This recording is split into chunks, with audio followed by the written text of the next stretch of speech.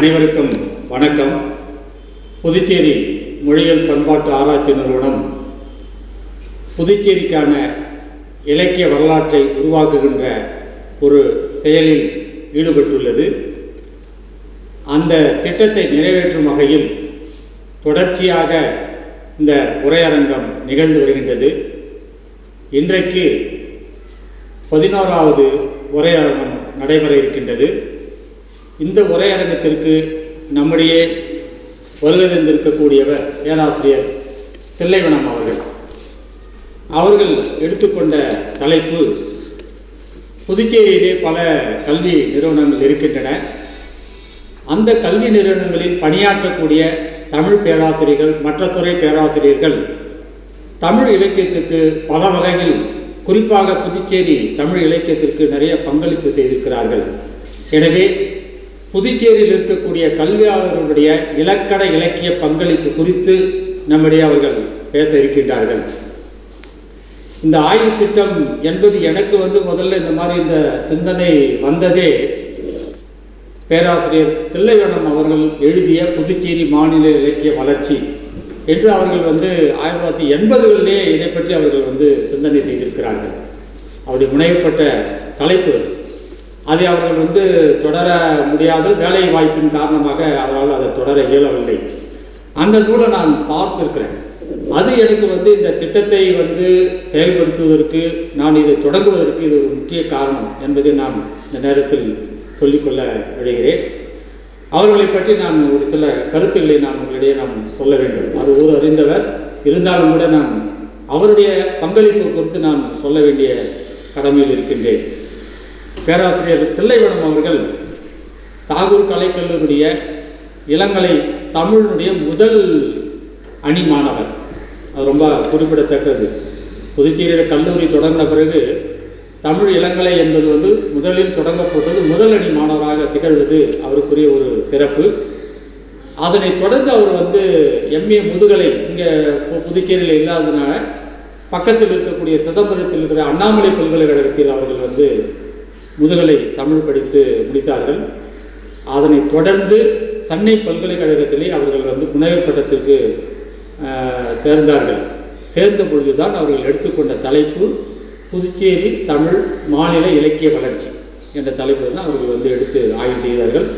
பணி நிமித்தம் காரணமாக அவர்கள் அதை தொடர இயலவில்லை. அவர்கள் முதலாவதாக காரைக்காலில் தான் அவர்கள் இப்போ புதுச்சேரியில் அவர்கள் பணியை சேர்ந்தாலும் கூட 2 மாத காலம் பணியாற்றினார்கள். அதனைத் தொடர்ந்து காரைக்காலில் ஒரு 2 ஆண்டுகள் அங்கு பேராசிரியர் பணியில் அவர்கள் இணைந்தார்கள். அதனைத் தொடர்ந்து மீண்டும் இங்கே புதுச்சேரியில் இருக்கக்கூடிய தாகூர் கலைக்கல்லூரியில் பணி அமர்ந்தார்கள். அப்படியே தொடர்ச்சியாக அவர்கள் இங்கே முதுகலை பட்டமேற்படிப்பு மையம் என்று தொடங்கிய பிறகு அங்கும் அவர்கள் பணியாற்றினார்கள். பணியாற்றி கிட்டத்தட்ட 36 ஆண்டு காலம் காலத்தை அவர் நிறைவு செய்து விட்டார். ஆனால் அவருடைய அந்த வெளியும் பாடம் சொல்லிக் கொடுக்கக்கூடிய நல்ல திறமையான பேராசிரியர், இலக்கணத்திலும் சரி வரலாறும் சரி அவர் மிக சிறப்பாக பாடத்தை சொல்லிக் கொடுத்திருக்கிறார். அதற்கு இடையில் ஆய்வை தொடர்வது என்பது ரொம்ப ரொம்ப மிக முக்கியமானது. தனக்கான ஒரு ஆய்வு பின்புலத்தை ஏற்படுத்தி கொண்டு அந்த பின்புலத்தில் அந்த தளத்தில் தொடர்ந்து செயல்படுவது, இது எல்லாரும் செய்ய மாட்டாங்க. அங்கங்கே அப்படியே வச்சுக்கிட்டே போயிட்டே இருப்பாங்க. கடைசியில் பார்த்தா ஒன்றுமே இருக்காது. ஆனால் பேராசிரியர் தில்லைவனம் அவர்கள் 2 இதை ரொம்ப முக்கியமாக அவங்க எடுத்துக்கொண்டாங்க. ஏன்னா என்னை பொறுத்த வரைக்கும் அவங்க வரலாறு, எனக்கு அதுதான் எனக்கு படுது. வரலாறு, பண்பாடு, இலக்கணம். இலக்கணம் என்பதை அவங்க எப்படி எடுத்துக்கிட்டாங்கன்னாக்க, மாணவர்களுக்கு அந்த இலக்கணத்தை பயிற்றுவித்தல் அது ரொம்ப முக்கியம். ஒவ்வொரு பேராசிரியருக்கும் 2 நிலை இருக்குது. ஒன்று சிறந்த மாணவர்களை பாடம் சொல்லிக் கொடுத்து அவர்களை வளர்த்தெடுப்பது ஒன்று. 2வது தனிப்பட்ட முறையில் இந்த மொழிக்காகவும் இனத்துக்காகவும் ஆய்வை செய்வது, இது 2வது நிலை. இந்த 2மே அவர்கள் சிறப்பாக செய்திருக்கிறார்கள். ஒன்று அவர்கள் கல்லூரிகளில் மாணவர்களுக்கு குறிப்பாக அவர் சொன்னாங்க, பொருளதிகாரத்தை மாணவர்களுக்கு கற்பித்திருக்கிறாங்க. பொருளதிகாரத்தில் அப்போ செய்யுளியல் இருந்துதான் எனக்கு தெரியல, இருந்தது. அது ரொம்ப ரொம்ப முக்கியமானது. எப்போதுமே பாடத்திட்டத்தில் செய்யுளியல் நீங்களாக தான் பாடத்திட்டத்தை வைப்பாங்க. எனக்கு கூட பேராசிரியர் மாரா பூபதி அவர்கள் செய்யுளியலை எனக்கு பாடம் எடுத்திருக்காரு. நான் இன்றைக்கி ஏன் தொல்காப்பியத்தை பற்றியும் செய்யுளியலை பற்றியும் மிக விரிவாக யாப்பை பற்றி பேசுகிறேன்னா, அது எனக்கு ஒரு அடிப்பின்புலம். அந்த அடிப்படையில் தான் நான் வந்து உருவாக்கிறேன். அந்த அடிப்படையில் உருவான பேராசிரியர் தில்லைவனம் அவர்களும் மாணவர்களுக்கு வந்து தொல்காப்பிய பொருளதிகாரத்தை வந்து நடத்துவது, குறிப்பாக செய்யுளி எல்லாம் நடத்துவது ரொம்ப கடினமானது. அந்த இதை வந்து அந்த இலக்கண பகுதியை வந்து அவர் மாணவர்களுக்கு சிறப்பாகவே செய்திருக்கிறார்கள். சரி, அடுத்தது ஆய்வு. இப்போ ஆய்வில் வந்து நீங்கள் வந்து ஏற்கனவே அவர் வந்து எம்ஏ தொடர்ச்சியாக அவர் வந்து செய்திருக்கார். எம்ஃபிலும் வந்து அவர் வந்து நம்முடைய புதுச்சேரி பல்கலைக்கழகத்தில் வந்து பகுதி நேர மாணவர்களாக சேர்ந்து தென்கிழக்கு ஆசிய நாடுகளில் வந்து இந்த அந்த பண்பாடுகள், தமிழருடைய பண்பாடுகளை பற்றி அவர்கள் வந்து ஆய்வு செய்திருக்கிறார்கள். இது ரொம்ப முக்கியமானது. அதனை தொடர்ந்து தான் அவர் புதுச்சேரி மாநிலத்துடைய இலக்கிய வளர்ச்சியை வந்து முனைவர் படத்துக்கு வந்து தொடர்ந்தார்கள். அது தொடர முடியாமல் போனதன் காரணமாக தான் நம்ம நிறுவனத்தில் அவர்கள் வந்து முனைவர் படத்தை சேர்ந்து அவர் அந்த வரலாறு குறித்து அந்த தலைப்பை அரிக்கமேடு தொடர்பான அந்த ஆய்வை வந்து அவர்கள் வந்து நிகழ்த்தினார்கள். அதோட நிகழல. சில பேர் பிஹெச்டி செய்வாங்க, அதோட விட்டுடுவாங்க. அதுக்கப்புறம் ஒன்றுமே இருக்காது. ஆனால் அவர் அதை விடலை. அதுதான் ரொம்ப முக்கியமானது. அது தொடர்பாக கட்டுரைகள் எழுதுவதும், நூல்கள் வெளியிடுவதும், பல இடங்களில் பேசுவதும், இதை தான் அவர் தொடர்ந்து செய்து கொண்டு வந்தார். அதுதான் ஒரு பேராசிரியர் என்பவர் ஒரு குறிப்பிட்ட துறையில் தொடர்ந்து ஆழங்கால் தொட்டு விரிவாக ஆழ்ந்து சிந்தித்து செய்திகளை சொல்லும்போது தான் இந்த சமூகத்துக்கு வந்து மிக முக்கியமான பங்களிப்பு செய்வதாக நம்ம அவர் வந்து கருதுகிறார். அதில் சில நான் அவருடைய நூல்கள்லாம் கட்டுரைகள்லாம் நீங்கள் பார்த்தீங்கன்னா அவர் எப்படி நான் சொன்ன மாதிரி ஒரே துறையில் தொடர்ந்து மாணவர்களுக்கு தலைப்பு கொடுத்தாலும் சரி, மாணவர்களுக்கு எம்பில் தலைப்பு கொடுக்குறோன்னாக்கா அப்படியே ஏதாவது விருப்பப்படி தலைப்புலாம் கொடுக்குறது. நமக்குன்னு ஒரு திட்டம் இருக்கணும். ஒரு நெறியாளர் வந்து அவருடைய பின்புலம் என்ன, அவருக்கான ஆய்வு பகுதி என்ன, அதை வந்து அடிப்படையாக வைத்து தான் மாணவர்களை நம்ம உருவாக்கணும். சில மாணவர்கள் வந்து தனிப்பட்ட முறையில் தன்னுடைய ஆய்வுகளை வந்து நிகழ்த்துவார்கள், அது பிரச்சனை இல்லை. ஆனால் ஒரு பேராசிரியர் தான் எந்த துறையில் வந்து நல்ல துறை போய் இருக்கிறாரோ அந்த துறையில் மாணவர்களுக்கு வழிகாட்டுதல் என்பது மிகவும் சிறப்பாக அந்த ஆய்வு அமையும். அந்த அடிப்படையில் நீங்கள் பார்த்தீங்கன்னா அவருடைய அந்த எம்ஃபில் வந்து கிட்டத்தட்ட 8 மாணவர்கள் வந்து அவர் வந்து நெறியாளராக இருந்து வழிகாட்டியிருக்கிறார்கள். அந்த தலைப்பை நீங்கள் பார்த்தாலே அவர் எப்படி வந்து இந்த புதுச்சேரியினுடைய வரலாற்றை நாம் வந்து மீண்டும் வந்து நம்ம மாணவர்களுக்கு ஆவணப்படுத்த வேண்டும், மாணவர்களுக்கு சொல்லித்தர வேண்டும் என்பதில் அவர் எவ்வளோ ஆர்வமாக இருந்தால் தலைப்பை பார்த்தாலே தெரியும். அதில் பார்த்தீங்கன்னாக்கா சமூகவியல் நோக்கில் முருங்கப்பாக்கம், செங்கழுநீர் அம்மன் ஆலயம், இதை பற்றி அவர் வந்து நம்ம வந்து செய்தி சொல்லி ஆகணும் என்பதை வந்து தலைப்பாக கொடுத்துருக்கிறார். அடுத்ததாக வரலாற்று நோக்கில் வீராம்பட்டினம் செங்கழுநீர் அம்மன் ஆலயம் ஒரு ஆய்வு. ஏன்னா அங்கே ஒன்று இருக்குது, இங்கே ஒன்று இருக்குது.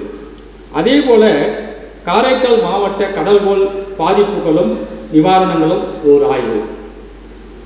அடுத்ததாக வரலாற்று ஆய்வு அணுகுமுறையில் ஜோசப் அதிரியன் ஆண்டோவின் வரலாற்று நூல்கள். அடுத்தது சங்க இலக்கிய ஆற்றுப்படை நூல்களில் தகவல் தொடர்பு கூறுகள். பிரெஞ்சு இந்திய விடுதலை போராட்டத்தில் வெங்கட சுப்பரெட்டியாரின் பங்கு. உளவியல் நோக்கில் நற்றிணை தலைவன் கூற்றுப்பாடல்கள். இந்த மாதிரி அவருடைய தலைப்பை பார்த்தாலே புதுச்சேரி வரலாற்றை மையமிட்டு தான் வந்து அமைந்திருக்கிறது. அது மட்டும் இல்லை, அதே போல் வந்து பிஹெச்டி ஒரு 8 பேர் வந்து அவர்கிட்ட வந்து ஆய்வாளராக சேர்ந்து ஆய்வை வந்து முடித்திருக்கிறார்கள். அந்த தலைப்பும் பார்த்தீங்கன்னா அப்படி தான் இருக்குது. அதில் வந்து பன்முக நோக்கில் சுந்தர சண்முகனார் படைப்புகள். சுந்தர சண்முகனாரை பற்றி உங்களுக்கு தெரியும். அவர் வந்து எப்பேற்பட்ட ஒரு அறிஞர். குறிப்பாக அகராதி கலையை வந்து முதலில் எழுதியவர் அவர் தான். அகராதிக்குன்னு ஒரு கலையை வந்து ஒரு நூலை எழுதுகிற வந்து தமிழ்நாட்டு அளவில் வந்து அவர் தான். அது மட்டும் இல்லை, அவர் வந்து பண்பாட்டு தொடர்பான நிறைய தமிழருடைய பண்பாடு சம்பந்தமான நிறைய நூல்களை வந்து எழுதியிருக்கிறாங்க. தொகுப்பு கலைன்னு ஒரு அற்புதமான ஒரு நூலை எழுதியிருக்கிறார். அவர்களை பற்றி அவர் வந்து ஒரு முனைவர் ஆய்வை தலைப்பை வந்து கொடுத்திருக்கிறார்கள். அதே போல் சங்ககால மாந்தரின் விழுமியங்கள், தஞ்சை வட்டார 7 காளியம்மன் வரலாற்று வழிபாட்டு மரபுகள் பற்றி கொடுத்திருக்கிறார். தொல்காப்பியமும் வழக்கிழந்த விதிகளும் மரபுகளும், அப்புறம் நற்றிணை கருத்தாடல், அதே போல் சங்ககால சமூகமும் பரத்தமையும், திணை கோட்பாட்டு நோக்கில் கொற்கை நாவல். இப்போ அண்மையில் வந்து பரிசு பெற்ற ஒரு நாவலை பற்றி கூட அவர் வந்து ஆய்வு செய்திருக்கிறார். அதே போல் வரலாறு நிலவியல் நோக்கில் சங்ககால ஆற்றுப்படை நூல்கள். இப்படி பார்த்தீங்கன்னா இந்த வரலாற்று போக்கில் தான் அவருடைய ஆய்வு தலைப்புகள்லாம் அமைந்திருக்கிறேன். அப்போ அவர் வரலாற்றின் மீது ரொம்ப, ஏன்னா வரலாறு என்பது ஒரு சாதாரண விஷயமே இல்லை. வரலாறு தான் ஒரு மனிதனுடைய வளர்ச்சி. எல்லாத்தையும் நம்ம தெரிஞ்சுக்கணும்னா வரலாற்று அணுகுமுறை என்பது, வரலாற்று நோக்கு என்பது எல்லாத்துக்குமே தேவைப்படுகிறது. அந்த அடிப்படையில் அவருடைய அந்த முனைவர் பட்டமானாலும் சரி, அது முனைவர் பட்டமானாலும் சரி, அவர்கள் அற்புதமாக அதை வந்து நிகழ்த்தியிருக்கிறார்கள்.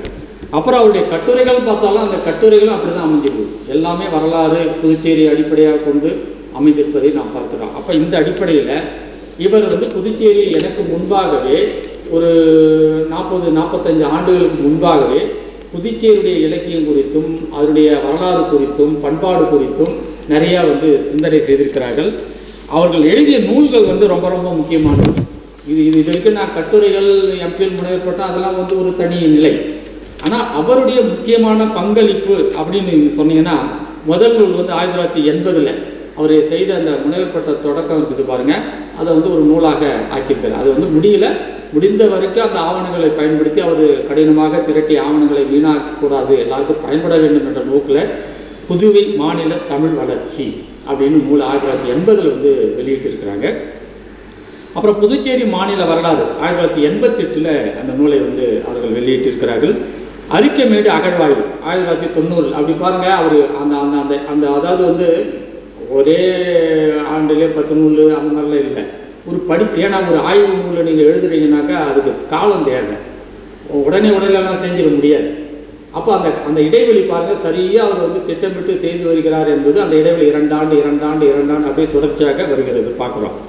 தமிழகம் புதுவை வரலாறும் பண்பாடும் 2004 அந்த நூலை வெளியிட்டிருக்கிறாங்க. புதுச்சேரி மாநில வரலாறும் பண்பாடும் 2007. பழந்தமிழ் நாகரிக சின்னம் அரிக்கமேடு 2008. புதுச்சேரி பொது அறிவு களஞ்சியம் சொல்லி 2013. புதுச்சேரி வரலாற்றில் புதிய தேடல்கள் 2014. புதுச்சேரி சுற்றுலா தலங்கள் 2014. அப்புறம் ஸ்ரீ வரதராஜ பெருமாள் பிரசன்ன சங்கீதம் என்ற நூலை அவர்கள் வெளியிட்டிருக்கிறாங்க.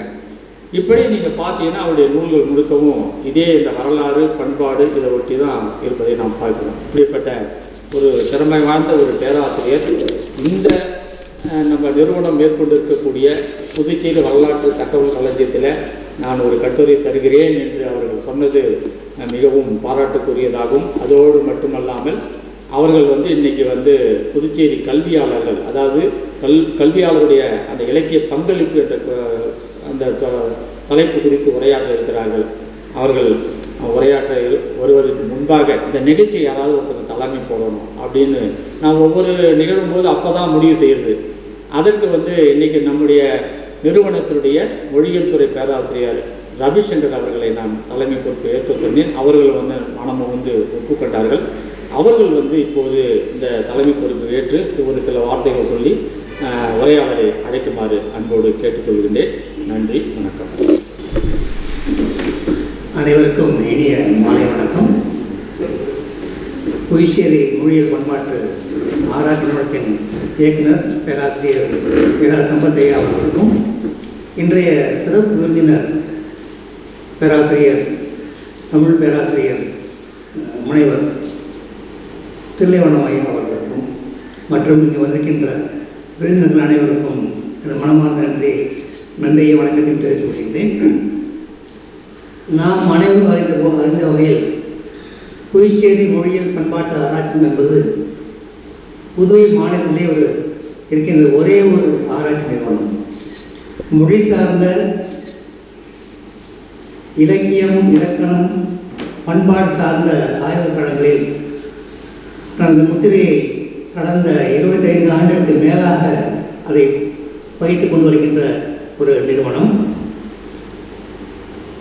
ஆய்வில் இளைஞர் முனையப்பட்ட மாணவர்கள் இவர்களை உருவாக்குவதிலும் அதை தவிர்த்து புதுவை சார்ந்த பல அரிய செய்திகளை, கருத்தரங்குகள், ஆய்வு கட்டுரைகள், நூல்கள் போன்றவை மூலமாக நமது நிறுவனம் வெளியீடு செய்து அதை செய்து கொண்டிருக்கின்றது.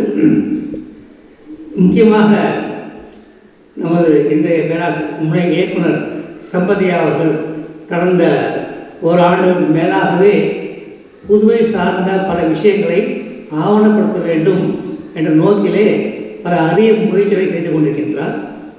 அதை பற்றி நிறையாக பேசலாம். நேரம் காலம் வரை நான் சுருக்கமாக கொண்டு சொல்ல விரும்புகின்றேன். பல நூல்கள் வெளிவந்திருக்கின்றன.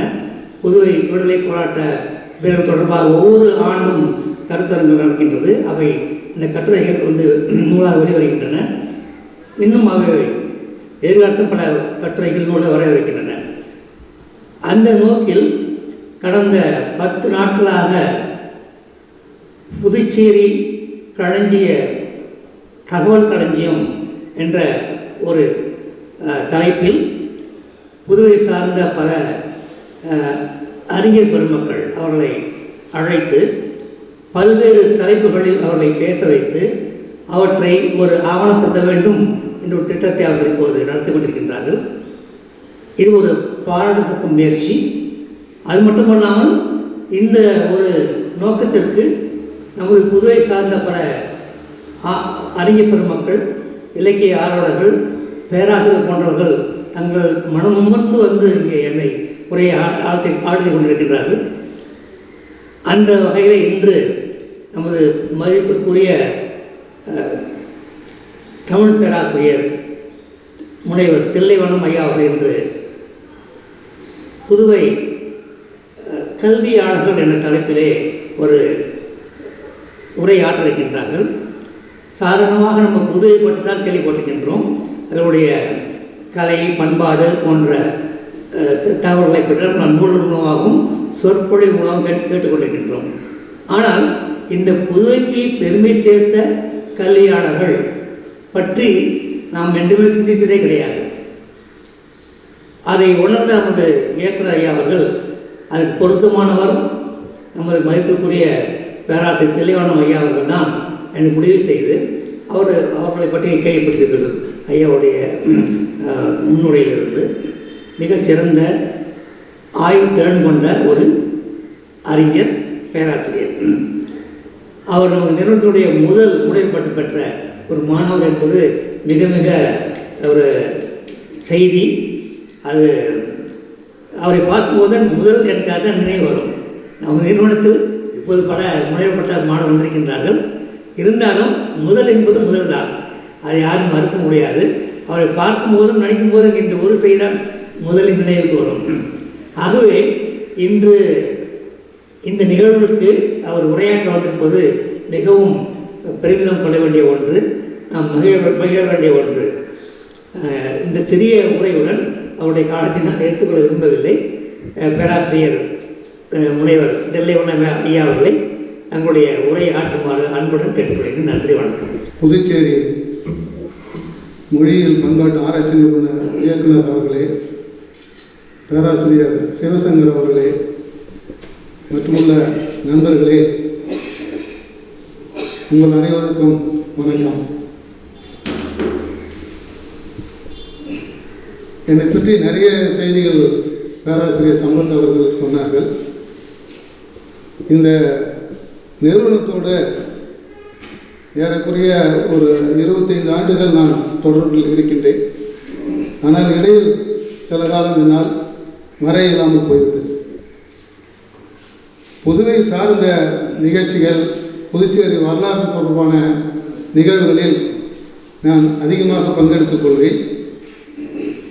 அது ஒரு ஆர்வம் காரணமாக தான். நான் படிக்கின்ற பொழுதே எனக்கு இந்த ஆர்வத்தை வளர்த்து விட்டவர்கள் என்னுடைய பேராசிரியர் பெருமக்கள். பேராசிரியர் சம்பத் அவர்களுக்கு தெரியும், பேராசிரியர் மாரா பூபதி அவர்கள் தான் எனக்கு ஆசைப்பட்டுள்ள அவருக்கும் பேராசிரியர் தான். ஒரு பெரிய பாரம்பரியத்தை வளர்த்து விட்டிருக்கிறார்கள். இலக்கண, இலக்கியம், மொழியியல் என்று பல்வேறு நிலைகளில் அவர் தேர்ச்சி பெற்றவர், புகழ் பெற்றவர்.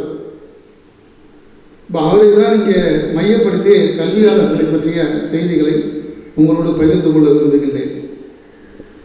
இந்த புதுச்சேரி கல்வியாளர்களை பற்றி பேசுவதற்கு முன்பாக ஒரு சிறிய அளவில்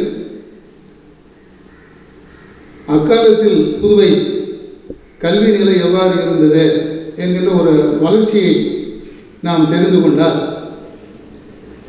20ஆம் நூற்றாண்டு புதுச்சேரி கல்வியாளர்களை பற்றி நாம் தெளிவாக புரிந்து கொள்ளலாம். தொல்காப்பியம் தான் நமக்கு கிடைத்த இலக்கணத்தில் முதலாவது. தொல்காப்பியத்தில் கல்வி குறித்த செய்திகள் அதிகம் இடம்பெறவில்லை. நன்னூலில் கிடைத்த செய்திகள் அளவிற்கு கற்றல் நிலை, கற்பித்தல் நிலை பற்றிய செய்திகள் அளவுக்கு தொல்காப்பியத்தில் கல்வி குறித்த செய்திகள் மிக மிக குறைவு. பொருள் இலக்கணத்தில் பிரிவில் அகப்பொருளில் இந்த வேண்டிய கல்வி ஆண்டு 3 இரவாது என்கின்ற ஒரு நூற்பா பற்றிய செய்தி நமக்கு தெரிகிறது. அப்போ கல்வி மூலமாக கற்பதற்கு மூலமாக பிரிவதற்கு 3 ஆண்டுகள் வரை நமக்கு ஒரு வரையறை கொடுத்திருக்கின்றார்கள் என்ற ஒரு நிலை தெரிய வருகிறது. இது சங்க காலத்திற்கு முந்தைய நிலை.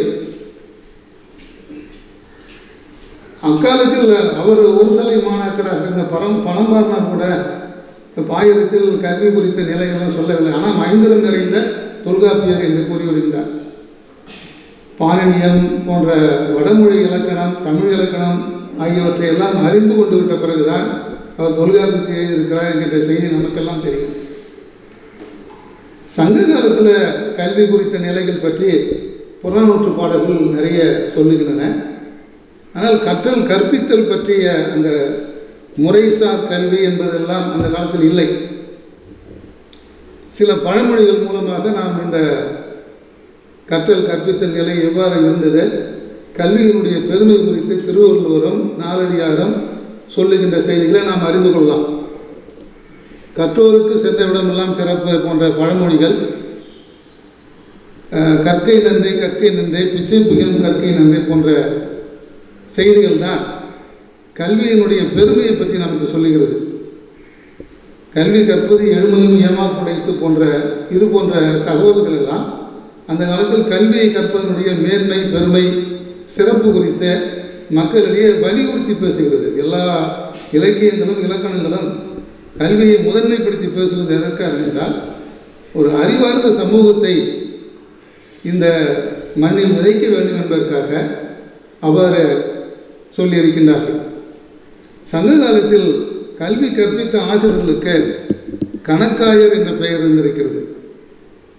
கணக்காயர் என்பது கணக்கு சம்பந்தமானவர் கிடையாது, ஆசிரியர்களுக்கு இருக்கக்கூடிய அந்த காலத்தின் பெயர். கணக்காயர் இல்லாத ஊரும் நன்மை பயத்தல் இல என்று திரிகடுகம் சொல்லுகிறது. இப்போ கோயில் இல்லாத ஊரில் குடியிருக்க வேண்டாம் என்று கூறுவார்கள்.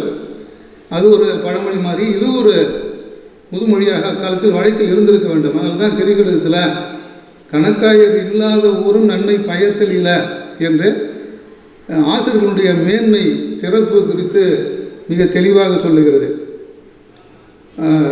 இன்னும் ஒரு தகவல் நமக்கு கணக்காயர் பற்றிய செய்தி தெரிய வருகிறது.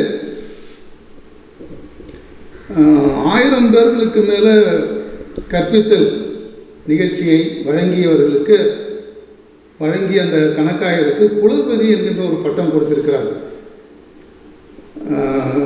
கிடங்கில் குலபதி நக்கனார் என்கின்ற ஒரு புலவரை பற்றிய சங்ககால புலவரை பற்றிய ஒரு குறிப்பு நமக்கு தெரிய வருகிறது. குலபதி என்பது 1000 பேருக்கு மேலே படிப்பு சொல்லிக் கொடுத்தவர் என்பதற்கு வழங்குகின்ற ஒரு பட்டமாக இருந்திருக்கிறது. அக்காலத்தில் ஆசிரியர்கள் என்ற பெயருக்கு பதிலாக கற்ற கல்வியாளர், சான்றோர், நூலோர், அறிவுடையோர், நுண்மான் நுழைவுடன் மிக்கோர் என்கின்ற நிலையில் அவர்கள் கல்வியாளர்கள் மதிக்கப்பட்டனர். கல்வி என்பது எவ்வாறு சொல்லிக் கொடுக்கப்பட்டது என்பதற்கு ஒரு தெளிவான வரையறை பழைய காலத்தில் இல்லை. குருகுல கல்வி முறை இருந்திருக்கிறது, திண்ணை பள்ளிக்கூடம் இருந்திருக்கிறது. பெரும்பாலும் இந்த இலக்கியங்களும் புராணங்களும் குருகுல கல்வியை தான் மையப்படுத்தி சொல்லுகிறது. கல்வியை 4 வருணத்தாருக்குள்ள சொல்லிக் கொடுத்த நிலையில் மிக உயர்ந்த வர்ணத்தாராக இருக்கக்கூடிய பிராமணர்களுக்கு அத்தியாவசியமாக வலியுறுத்தப்படுகிறது. இந்த பிரிவு நிலைகள் எல்லாமே பிற்காலத்தில் வழக்கத்தில் இருந்தவை தான். 4 விதமான ஜாதிகள், 4 விதமான பிரிவு நிலைகளில் இவர்களுக்கு இருக்கக்கூடிய இந்த வர்ணாசிரம தர்மங்களில் கல்வி, வேதம், ஓதல் ஓதுவித்தல் பற்றிய செய்திகள் எல்லாமே அவர்களுக்குரியதாக ஆக்கிக் கொள்ளப்படுகிறது.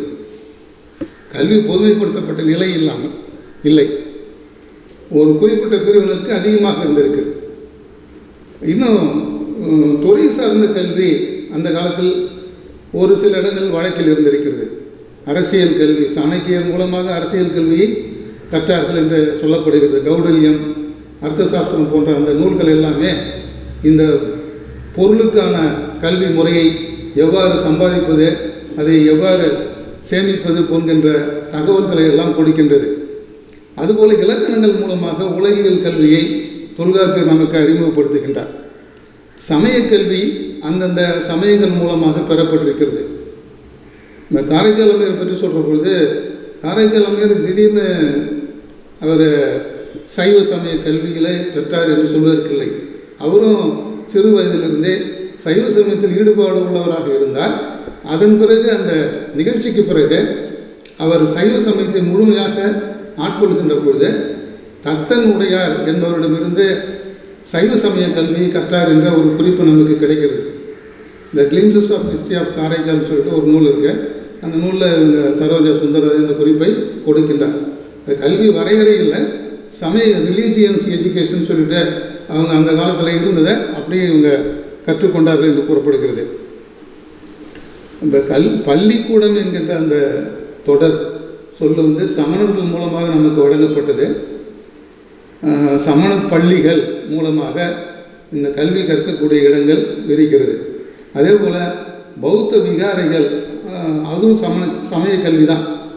அவர்களுடைய புத்த சமய கல்வியை அவர்கள் அங்கே வழங்கினார்கள். சமண சமய கல்வியை சமண பள்ளிகள் வழங்கும். பிற்காலத்தில் இவையே பள்ளிக்கூடமாக இருக்க ஒரு முன்னோடியாக இருந்தது. தெற்கு மாவட்டங்கள்லாம் பார்த்திங்கன்னா புதுக்கோட்டை, சிவகங்கை, அதுக்கப்புறம் சித்தன்னவாசல் போன்ற மாவட்டங்கள்லாம் பார்த்திங்கன்னா இந்த புகைக்கல்வெட்டுகள்லாம் இந்த சமண பள்ளிகளை பற்றி நிறைய சொல்லுகிறது. இவதே தொடக்கத்தில் இருந்த இந்த கல்வி நிறுவனங்களாக நமக்கு கிடைத்த சான்றுகள். புதுவையில் இதுபோல் சான்றுகள் இருக்குதான்னு பார்த்தீங்கன்னா 2 இடங்களில் நமக்கு வடமொழி கல்லூரி குறித்த சான்றுகள் கிடைக்கிது. ஒன்று பாகூர் வடமொழி கல்லூரி, இன்னொன்று திருபுவனை வடமொழி கல்லூரி. இந்த 2 இடங்கள்லையும் கிடைத்த கல்வெட்டுக்கள் வித்யாஸ்தானம் என்று கல்லூரிகளுக்கு வழங்கப்பட்ட பெயராக குறிக்கப்படுகிறது. வித்யா என்பது கல்வின்னு தெரியும், ஸ்தானம் என்பது இடம், கல்வி கற்பிக்கக்கூடிய இடமாக வித்யாஸ்தானம் என்பது இருந்திருக்கிறது. அந்த வித்யாஸ்தானத்திற்கு வழங்கப்பட்ட நிலங்கள், கொடைகள் வித்யானுபோகம் என்று கல்வெட்டு குறிப்பிடுகிறது. நிருபதனுடைய கல்வெட்டில் செப்பேடுகளில் இந்த செய்திகளில் பாகூர் வடமொழி கல்லூரி பற்றிய செய்திகளில் இந்த 3 கிராமங்களை அவன் அந்த கல்லூரி நடப்பதற்கு நிபந்தமாக கொடையாக அளித்துள்ளான் என்கின்ற செய்தி நமக்கு கிடைக்கின்றது. இதே போல் இதெல்லாம் அந்த வடமொழி கல்லூரிகளில் பெரும்பாலும் வேதங்கள், மனு தர்ம சாஸ்திரங்கள், சுருதிகள் என்கின்ற இந்த நிலைகளை வடமொழி சம்பந்தமாகவும் அந்தணர்களுக்கு வேதம் ஓதுகின்ற பயிற்றுவிக்கின்ற ஒரு கல்வி நிறுவனமாக செயல்பட்டதை ஒழிய தமிழ் சொல்லிக் கொடுத்ததா என்று பார்த்தால் அதற்கான சான்றுகள் இல்லை. தமிழ் சொல்லிக் கொடுத்த கல்விக்கூடங்களாக இடைக்காலத்தில் விளங்கியவை எல்லாம் பெரும்பாலும் சைவ மடங்களும் வைணவ மடங்களும் தான். கோயிலுக்குள்ளே இருந்தவை எல்லாமே இந்த வடமொழி கல்லூரிகள் அரசனுடைய அனுமதி பெற்று அரசனுடைய ஒரு ஆஸ்தான கல்லூரி ஸ்தானமாக அவை எல்லாம் இருந்திருக்கிறது. ஆனால் கோயிலை ஒட்டி இருக்கக்கூடிய பகுதிகளில் இந்த மடங்கள் இருந்திருக்கிறது. கோயிலை ஒட்டி உள்ள பகுதிகள்னு பார்க்கணும்னா இப்போ திருப்பனந்தாள் ஊர் எடுத்துக்கிட்டிங்கன்னா திருப்பனந்தாள் கோயிலை ஒட்டி அந்த மடம், திருப்பனந்தாள் மடம் இருக்குது, தருமபுரம் மடமும் அதுமாதிரி கோயிலை ஒட்டி தான் இருக்கிறது. அங்கெல்லாம் சைவ சமய ஏடுகள், வைணவ சமய ஏடுகள் போன்றவையெல்லாம் பாதுகாக்கப்பட்டு மாணவர்களுக்கு பயிற்றுவிக்கப்பட்டு வந்திருக்கிறது. இப்போ இதுதான் நமக்கு தமிழ் இலக்கண இலக்கியங்கள் எவ்வாறு காலங்காலமாக ஒருவராக வழி வழியாக வந்திருக்கிறது என்பதற்கான ஒரு சான்றுகள். இப்போ அதனுடைய எச்சமாக இன்றைக்கும் நிறைய மடங்கள் சைவ சமய மடங்கள் தமிழகத்தில் செயல்பட்டு கொண்டு வருவதை நான் பார்க்கிறோம். இது பிற்காலத்தில் நம்ம புதுவையில் இந்த மாதிரி சைவ மடங்கள் என்பது தமிழ் பயிற்றுவிக்கக்கூடிய நிலையில் இருந்தனவா என்றால் வெளியூரில் வைணவ மடங்கள்லாம் இருந்திருக்கிறது. இப்போ அவற்றின் மூலமாக வைணவ சுலோகங்கள், வைணவ சம்பிரதாயங்கள் போன்றவையெல்லாம் கற்றுக் கொடுக்கப்பட்டன என்கின்ற செய்தி நமக்கு தெரிய வருகிறது.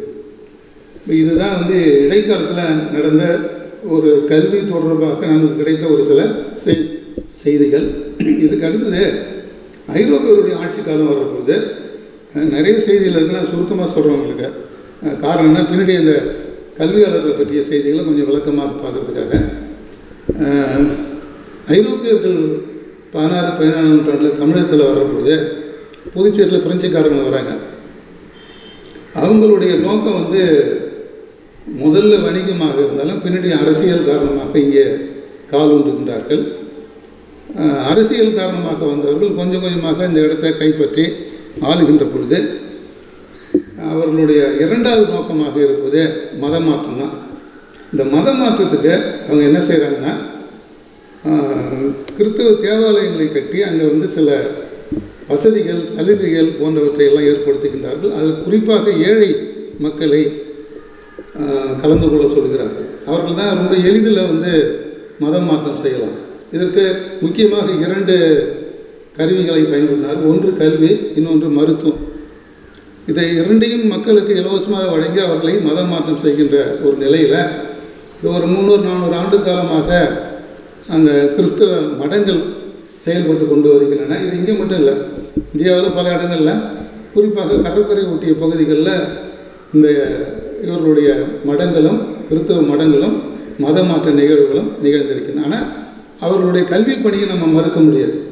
அவர்கள் உருவாக்கிய பள்ளிக்கூடங்கள், கல்லூரிகள், அதன் மூலமாக நிறைய வளர்ச்சியை நாம் பெற்றிருக்கின்றோம்.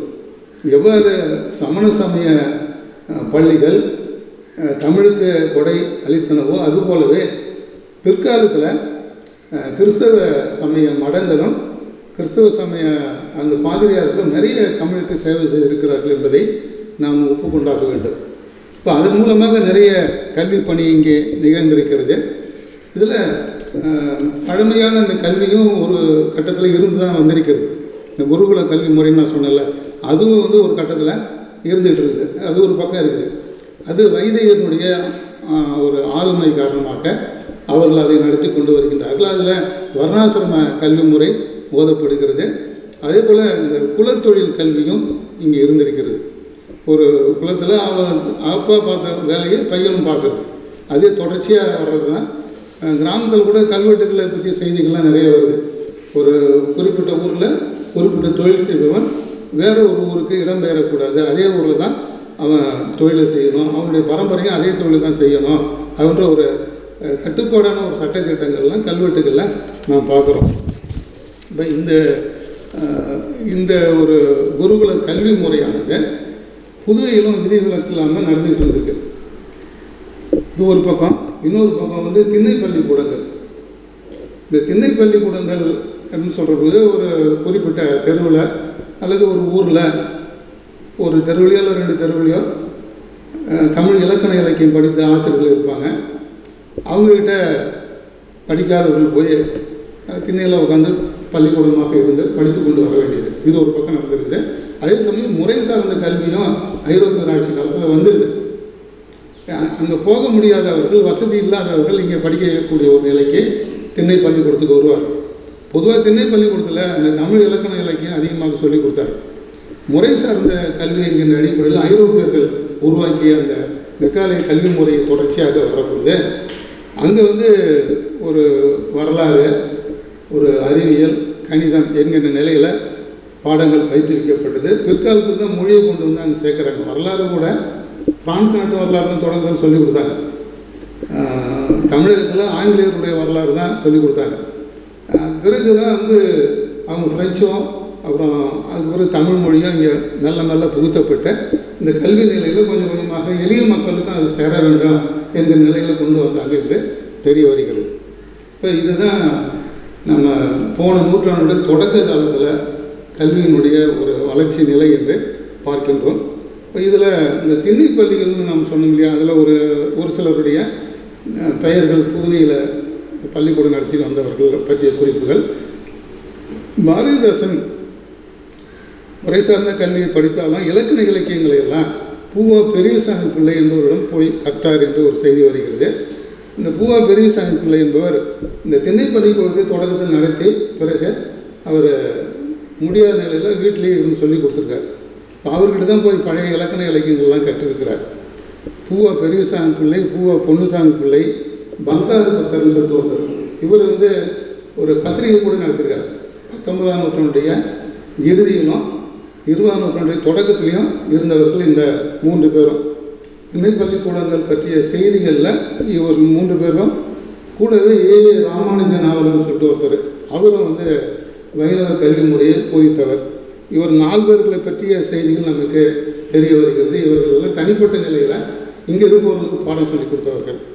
இவங்களுக்கு அடுத்ததாக இலக்கணம் மிக சிறந்த நிலையில் ஆளுமை பெற்றவராக இருந்தவர்கள் ஒரு 2 பேர். குமாரசாமி செட்டியார்னு ஒருத்தர், அவரும் வந்து இங்கே நம்ம லாஸ்பேட்டையை சேர்ந்தவர் தான்.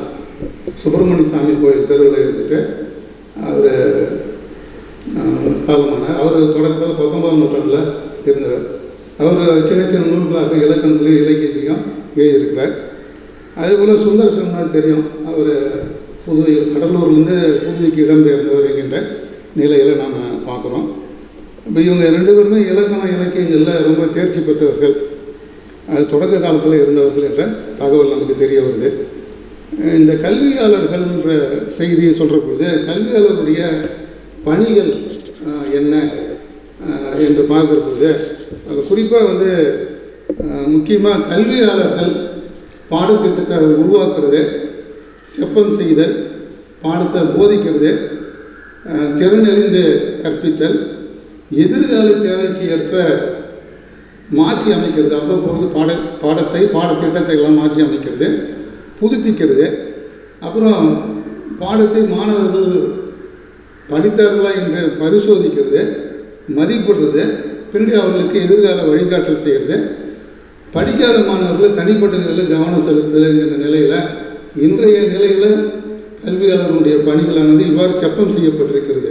ஆனால் பழைய காலத்தில் இப்படி இல்லை. பழைய காலத்தில் படிப்பு சொல்லிக் கொடுக்குறதோடு சரி, சொல்லி கொடுத்துட்டு அவர்கள் தெரியுதா இல்லையான்னு சொல்லிவிட்டு திருப்பி சொல்கிறது, இந்த மனப்பாடம் செய்கிறது, அப்புறம் எழுத்து பயிற்சி, அதுக்கப்புறம் அவர்களுக்கு அந்த தேர்வு நிலை பயிற்சி என்கின்ற இந்த 3 மட்டும்தான் கொடுத்துருந்தாங்க. இந்த மாதிரி ஒரு ஸ்டடியே பண்ணுறது இந்த பிஎட் எஜுகேஷனில் சொல்லப்பட்ட அந்த கல்வி நிலையை பற்றிய ஒரு ஆரம்பகட்ட ஒரு அடிப்படையான கல்வி நிலை என்பது அந்த காலத்தில் கிடையாது. இன்னொரு செய்தியை நாம் வந்து நினைவில் கொள்ள வேண்டும். இந்த புதுவை கல்வியாளர்கள் என்று பார்க்கிற பொழுது பெரும்பாலும் புதுவைக்கு வெளியிலிருந்து இங்கே இடம்பெயர்ந்தவர்கள் நிறைய பேர் இருக்கிறாங்க. அப்போ சுந்தரசனார் கூட அவருடைய ஆரிஜின் வந்து கடலூர் தான், அந்த வண்டிப்பாளையங்கிற ஊர்லேருந்து அவர் இங்கே இடம்பெயர்ந்தவர் தான். அது மாதிரி நிறைய பேர் இங்கே இடம்பெயர்ந்தவர்கள் தான் வந்திருக்கிறார்கள். ஆனால் அந்த மாதிரி பாகுபாடு நாம் பார்க்க வேண்டாம். இந்த புதுவைக்கு வந்தவர்கள் என்கிற நிலையில் அவர்கள் புதுவையிலேயே வாழ்ந்தவர்கள் என்கிற நிலையில் எடுத்துக்கொண்டு புதுவை கல்வியாளர்கள் என்று நாம் அவர்களை தொடக்க கால கல்வியாளர்கள் என்று இவர்களை பார்க்கலாம். இன்னொரு நிலையில் நம்ம எடுத்துகிட்டு பார்க்குற பொழுது கல்வியாளர்களை தனிப்பட்ட கல்வியாளர்கள் அவர்களை எங்கேயும் பணியாற்றாமல் தனியாகவே இருந்துக்கிட்டு கல்வி பணியை செய்து வந்திருப்பாங்க. நிறைய பேர் ஆராய்ச்சி கட்டுரை எழுதியிருப்பாங்க, கருத்தரங்களை பங்கு கொண்டிருப்பார்கள், ஒரு கௌரவ நிலையில் கல்வி நிறுவனங்களுக்கு சென்று வந்திருப்பார்கள். அவர்கள் தனிநிலை கல்வியாளர்கள். அப்புறம் பள்ளிக்கூடத்தில் பணியாற்றிய கல்வியாளர்கள் பள்ளிக்கூடங்களில். அடுத்தது கல்லூரிகளில் பல்கலைக்கழகங்களில் பணிபுரிந்தவர்கள். அடுத்தது நிறுவனத்தில் பணியாற்றிய கல்வியாளர்கள், நிறுவனம் சார்ந்தவர்கள் என்ற நிலைகளில் நம்ம இந்த கல்வியாளர்களுடைய பணிகளை பார்க்கலாம். இப்போ இதில் ஒரு குறிப்பிட்ட சில பேர்கள் கல்வியாளர்களாக புதுவை பகுதியில் இருந்திருக்கிறார்கள் என்பதற்கு ஒரு சின்ன ஒரு பட்டியல் கொடுக்கலாம். அது புதுச்சேரி பிரெஞ்சு இந்திய ஆராய்ச்சி நிறுவனத்தில் பணியாற்றிய கோபால் ஐயர் ரொம்ப முக்கியமான ஒருவர். இலக்கணங்களில், சைவ திருமுறைகளில், சீவக சிந்தாமணியில் குறிப்பாக ரொம்ப ஆராய்ச்சி திறன் பெற்றவர் அவர். திருமுருகன் இலக்கண சோழர் திருமுருகன் அவர்கள் சந்தப்பா பாடுவதில் ரொம்ப சிறப்பான தேர்ச்சி பெற்றவர். அதுக்கு தான் ஆராய்ச்சியும் அவர் செய்திருக்கிறார். மாரா பூபதி, பேராசிரியர் மாரா பூபதி ஒரு அவரை பற்றி சொல்கிற போது மல்டிபிள் டிசிப்ளினரி ஃபேக்கல்ட்டின்னு சொல்லலாம். பல துறை புலமை சார்ந்தவர். அதை பற்றி நம்ம பின்னாடி பார்க்குறோம். அதுக்கு அடுத்தது மாலை தங்கப்பா அவர்கள் இயற்கை சார்ந்த ஒரு வாழ்வியலை வாழ்ந்து பல இயற்கை சார்ந்த படைப்புகளை படைத்து புதுச்சேரி மாணவர்களுடைய மத்தியில் இடம்பெற்றவர். அடுத்தது பேராசிரியர் நாராயணன். ரொம்ப அதாவது ஒரு முழுமையான கல்வியாளர் சொன்னோம்னா இவர் தான் சொல்லலாம். எல்லா நிலைகளும் தமிழோடு தொடர்புடைய மட்டும்தான் நாங்கள் சொல்கிறேன். பிற துறைகள்லாம் அவங்கவுங்க நிலைகளில் தனிப்பட்ட நிலையில் வெவ்வேறு பேர் இருக்கிறாங்க. இப்போ இவர் தத்துவத்துறையை சார்ந்தவராக இருந்தாலும் தமிழுக்காக நிறைய செய்திருக்கிறார். தமிழர்கள் விடுபட்ட துறையில் ஆய்வு செய்திருக்கிறார். அதான் முக்கியமானது. குறிப்பாக இவருடைய தமிழர் அறிவு கோட்பாடு ஒரு ரொம்ப பெஸ்ட்டு, ரொம்ப அருமையான ஒரு நூல். அறிவு சார்ந்த ஒரு புலமாக திருக்குறளை முன்னிலைப்படுத்தி ரொம்ப வியக்கத்தக்க சிந்தனைகளை எல்லாம் திருவள்ளுவர் நமக்காக அந்த திருக்குறளை சொல்லியிருக்கிறார் என்கின்ற ஒரு நிலையில் சின்ன நூல் தான். ஆனால் அந்த காலத்தில் தமிழ்நாடு அரசினுடைய முதல் பரிசு பெற்றது அந்த நூல். அவர் 3 தடவை தமிழ்நாடு அரசினுடைய முதல் பரிசு பெற்றவர். சித்தர் தத்துவம், மேலை நாட்டு மெய்ப்பொருளை, இந்த தமிழர் அறிவு கோட்பாடு போன்ற இந்த நூல்களுக்கு எல்லாமே பட்டம், அதாவது தமிழ்நாடு அரசினுடைய சிறப்பு பட்டமும் அந்த பொருளுதவி பட்டமும் பெற்றவர். அப்புறம் புதுவை பல்கலைக்கழகத்தில் பேராசிரியராக இருந்த டாக்டர் காப்பா அரவாணன் கூட இந்த புதுவை கல்வியாளர்கள் ஒருவர். இங்கே பில்கில் பணியாற்றிய பில்கு கோதண்டராமன், மருதநாயகம், அப்புறம் புதுவை கல்லூரிகளில் பணியாற்றிய ராஜ்கோதமன், பஞ்சாங்கம் போன்றவர்கள்லாம் இந்த பட்டியலில் கல்வியாளர்கள் என்கின்ற பட்டியலில் வருவாங்க. ஏன் இவர்கள் எல்லாம் இந்த கல்வியாளர்கள் பட்டியல் சேர்க்குறோம்னா, பாடத்திட்டத்தை உருவாக்குவதில் இவர்களுடைய பங்கு மிக முக்கியமாக இருந்திருக்கிறது. மாணவர்களுடைய தேவை அறிந்து, மாணவர்களுக்கு அந்த காலத்து சூழல் அறிந்து, அவருடைய எதிர்கால தேவை என்பதை அறிந்து பாடத்திட்டத்தை உருவாக்கி அதற்கான வடிவமைப்பு செய்து செம்மைப்படுத்தி கொடுத்தவர்களுடைய நிலையில் அவர்களுடைய பங்கு மிக முக்கியமானது. அதில் பேராசிரியர் மாரா பூபதி பாடத்திட்டத்தை உருவாக்கவில்லையே ஒழிய மற்ற பல்கலைக்கழகங்கள்லாம் அவர் பாடத்திட்ட குழு உறுப்பினராக இருந்திருக்கிறார். ஏனென்றால் அவர் ரொம்ப தொடக்கத்திலே இறந்து விடுகின்றார். இந்த புதுவை பல்கலைக்கழகம் இங்கே வருகின்ற அந்த காலகட்டத்தில் அவருடைய இழப்பு என்பது அமைந்து விடுகின்றது. அது ஒரு பேர் இழப்பு தான். அவர் பணியில் இருக்கிற பொழுதே அந்த நிகழ்ச்சி நடந்து விட்டதுனால அவருடைய ஒட்டுமொத்த திறமையும் வெளி உலகுக்கு வர இயலாமல் போய்விட்டது. அந்த செய்தி வருத்தத்துக்குரியது தான் என்று சொல்லப்படுகிறது. இப்போ இந்த பட்டியலில் நாங்கள் 2 பேரை மட்டும் எடுத்துக்கிறோம். முதல்ல பேராசிரியர் மாரா பூபதி, இன்னொருத்தர் பேராசிரியர் கா நாராயணன். பேராசிரியர் மாரா பூபதி வெளியிலிருந்து வந்தவர் தான். செஞ்சிக்கு பக்கத்தில் இருக்கக்கூடிய மேல்மலையனூர் தான் அவருடைய சொந்த ஊர். அங்கே செஞ்சியில் படித்து விட்டு அதன் பிறகு அவர் சென்னை பச்சையப்பன் கல்லூரியில் பிஏ ஆனர்ஸ் முடித்தார். முடித்துவிட்டு தொடக்கத்தில் கோயம்புத்தூர் பிஎஸ்சி ஆர்ட்ஸ் காலேஜில் அவர் தமிழ் விரிவுரையாளர் போய் சேர்க்கின்றார். அங்கே 2 ஆண்டுகள் பணி முடித்து விட்ட பிறகு 1964 புதுவை தாவூர் கல்லூரி தமிழ்துறை பேராசிரியர் தலைவராக இங்கே பொறுப்பேற்று வருகின்றார். இப்போ 64லேருந்து 86 வரைக்கும் தமிழ்துறை தலைவராக இருந்து நிறைய மாணவர்களுக்கு அவர் பாடம் போதித்திருக்கிறார். குறிப்பாக பிஏ, எம்ஏ போன்ற மாணவர்களுக்கெல்லாம் அவர் சிறப்பாக பாடம் எடுத்திருக்கிறார். அவர் நடத்தின பாடத்தில் நான் 3 ஆண்டுகள் படித்தேன்னா அவர் பேராசிரியர் சம்பத் அவர்கள் 2 ஆண்டுகள் எம்ஏ தான் படிச்சிருக்கிறாரு. இலக்கணம் மிக சிறப்பாக சொல்லிக் கொடுப்பார். இலக்கணத்தை எளிமைப்படுத்தி சொல்லிக் கொடுப்பதில் ரொம்ப திறமையானவர். அந்த மாதிரி ஆசிரியர்கள் கிடையாது. அதுக்கு பிறகு வரலன்னு தான் சொல்லணும்.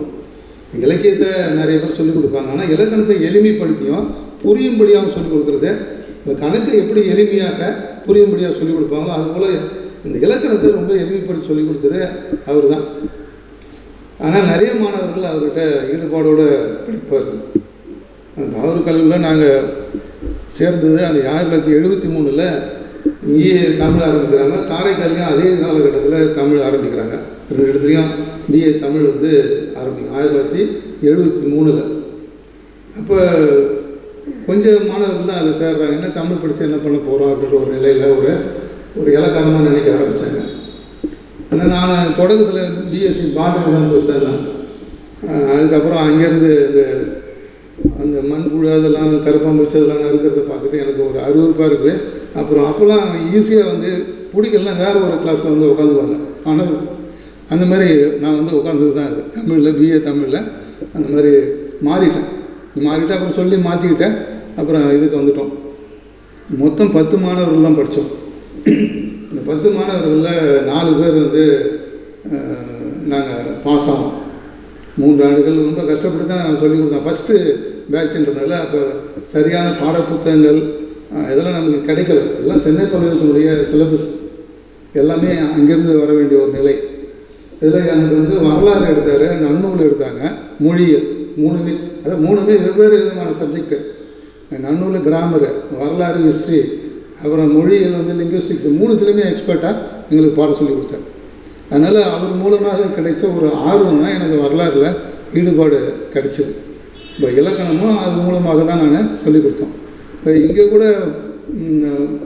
இந்த காஞ்சிமாமுனிவர் பட்டமளிப்பு மையத்தில் முதல்ல எல்லாத்துக்குமே இளம்பூர்ணம் தான் வச்சுருந்தாங்க. தொல்காப்பியம் அவர் பேராசிரியர் நடக்கும் போது கூட அப்போ தான் ஆரம்பித்து இது இளம்பூர்ணம் தான் வச்சாங்க. இளம்பூர்ணம் சேனா வரையும் இளம்பூர்ணம் தான், இல்லை பொருள் அதிகாரத்துக்கு அதே தான் வச்சுருந்தாங்க. அதுக்கப்புறம் நான் வந்து இன்னும் எல்லாத்துக்குமே இளம்பூர்ணம் வச்சுருக்கீங்கன்னா வெவ்வேறு எக்ஸ்பர்ட் உரையெல்லாம் இருக்குது. 2007 அங்கேருந்து நான் இங்கே வர்ற பொழுது அப்புறம் மாற்றணும், பாடத்திட்டத்தை மாற்றணும். ஒன்றுக்கு சிறப்பாக இருக்கக்கூடிய உரையை வைங்க, மாணவர்கள் தெரிஞ்சுக்கிட்டோம். அவங்க முழுசாக அதை படிக்கிறதுக்கு ஒரு ஆர்வத்தை உருவாக்குவோம். அவங்க பிறகு படிச்சுட்டு அதுக்கப்புறம் அவங்க போய் என்ன வேணும் பண்ணிக்கிட்டோம் அப்படின்னு அடிப்படையில் தான் எழுத்துக்கு இளம்பூர்ணம், சொல்லுக்கு சேனா வரையும், பொருளுக்கு நச்சினாயகனியம் முதல் பாட்டு, அகப்பொருள் புறப்பொருள் அந்த நிலைகளில் இருக்கிறது தான் அப்புறம் அதுக்கப்புறம் பின்னாடி 2வது பொருள் அதிகாரம் 2வது பகுதியில் பேராசிரியர் வச்சோம். அதில் அந்த மெய்ப்பாட்டியல், ஊமையியல், செய்யுளியல் இருக்கிறதுல ரொம்ப கஷ்டமானது செய்யுளியலை. இளம்பூர்ணத்தை படிச்சிடலாம், ஆனால் பேராசிரியர் செய்யுளியலை புரிஞ்சுக்கிட்டு படிக்கிறது ரொம்ப கஷ்டம். செய்யுள் கோட்பாடுகள் எல்லாம் இருந்தால் இருக்குது.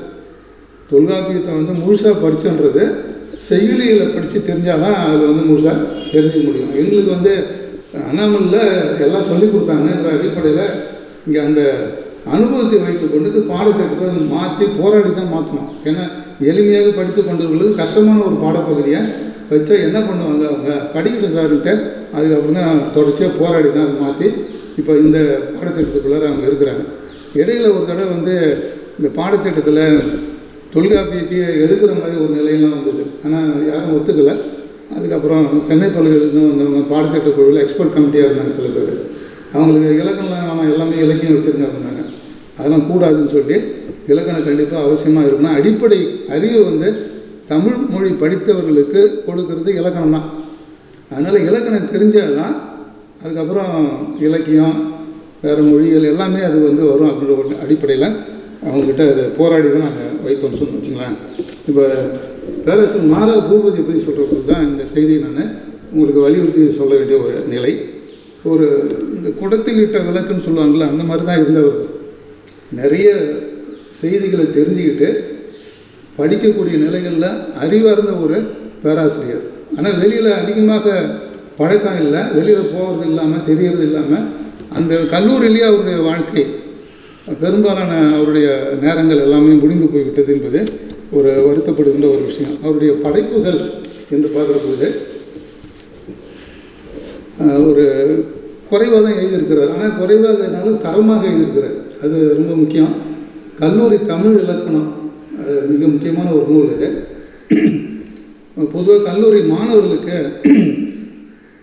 நேரடியாக இலக்கணத்தை வந்து சொல்லிக் கொடுக்குற பொழுது அதில் பல கஷ்டங்கள், பல்வேறு விதமான பிரச்சனைகள் ஏற்படும் என்பதை உணர்ந்து கல்லூரி மாணவர்களுக்கு எவ்வாறு எழுத்து இலக்கணம், சொல் இலக்கணம், இது 2 தான், கூடவே அணி இலக்கணம், இது 3த்தையும் எளிமைப்படுத்தி, அது நூற்பாலம் கிடையாது, எழுத்தில் வந்து உயிர் எழுத்து மெய் எழுத்து எப்படிலாம் வரும் போகும் அப்படின்ற அந்த டெக்னிக்கை தெரிஞ்சுக்கிட்டு சொல்லில் இடைச்சொல், உரிச்சொல், பெயர் சொல், வினைச்சொல் என்ற அந்த தன்மையெல்லாம் புரிந்து கொண்டு அதை கற்றுக்கொள்வது எவ்வாறு எளிதாக நாம் படிக்கிறது என்பதை சொல்லிக் கொடுக்கக்கூடிய ஒரு நிலையில் அந்த கல்லூரி தமிழ் இலக்கணம் என்கின்ற ஒரு நூலை எழுதியிருக்கின்றார்.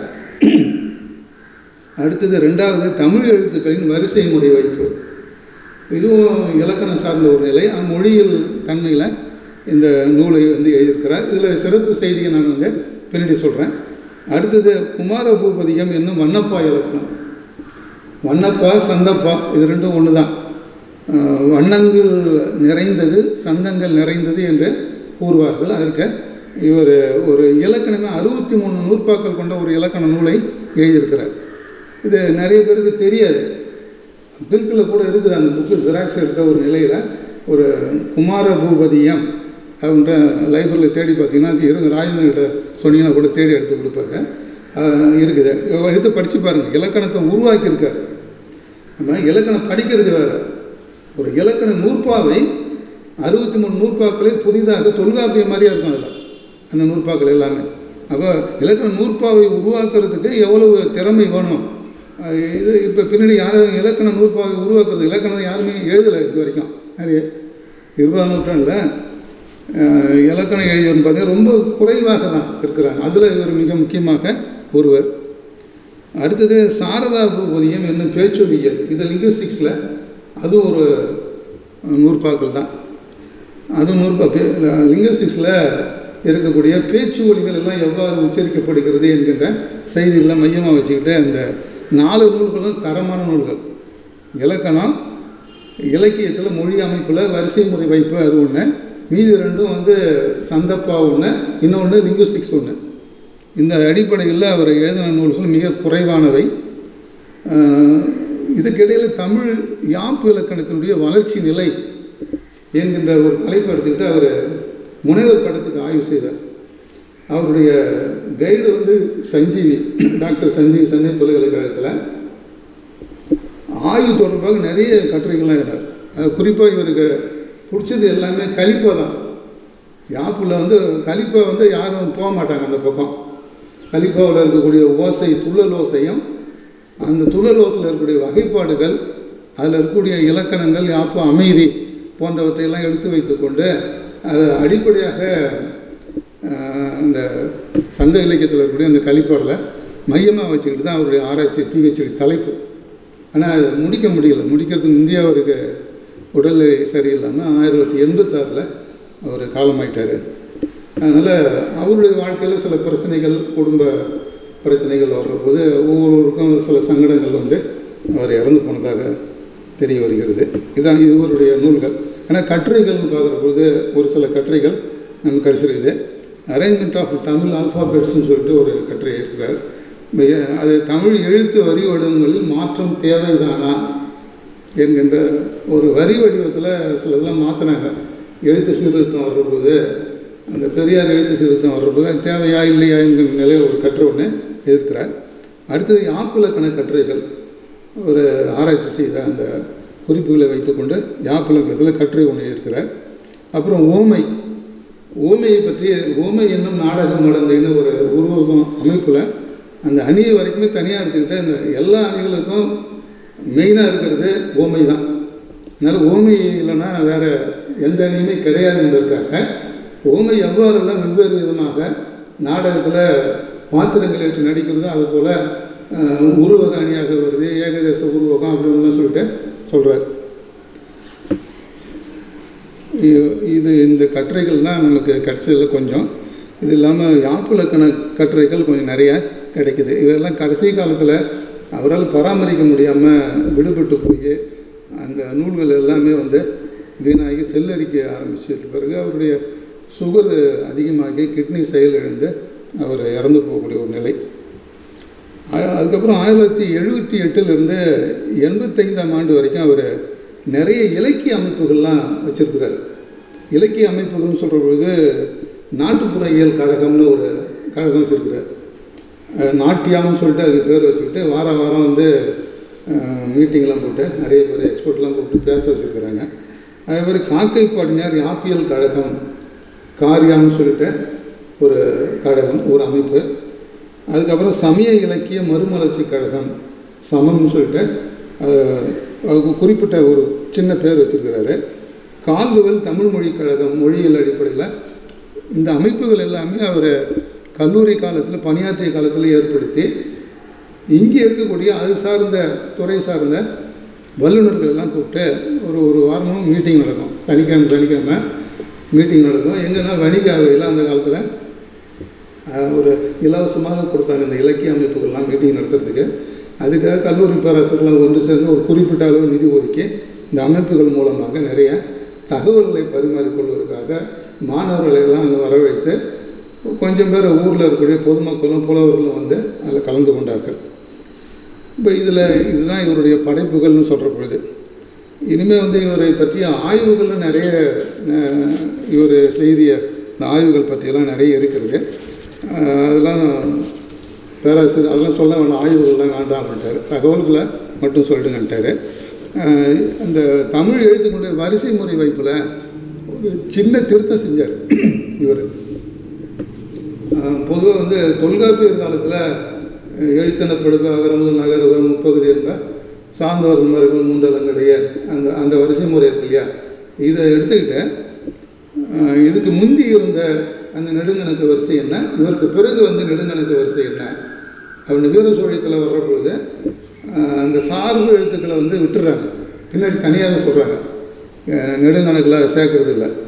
தொல்காப்பியர் காலத்தில் மட்டும்தான் சார்பு எழுத்துக்களை மூணுத்தையும் சேர்த்து முதல் எழுத்து அது என்று சொல்லிட்டு சொல்கிறாங்க, 33ன்னு சொல்லிட்டு உயிர் மெய்ய சார்பு மூணுத்தையும் சொல்கிற பொழுது சார்பு எழுத்துக்கள் ஏன் பின்னாடி வந்து செல்வாக்கு எழுந்தது அப்படின்றதுக்கு ஒரு காரணத்தை இவர் அந்த நெடுங்கணக்கு வரிசையில் சொல்கிறார்.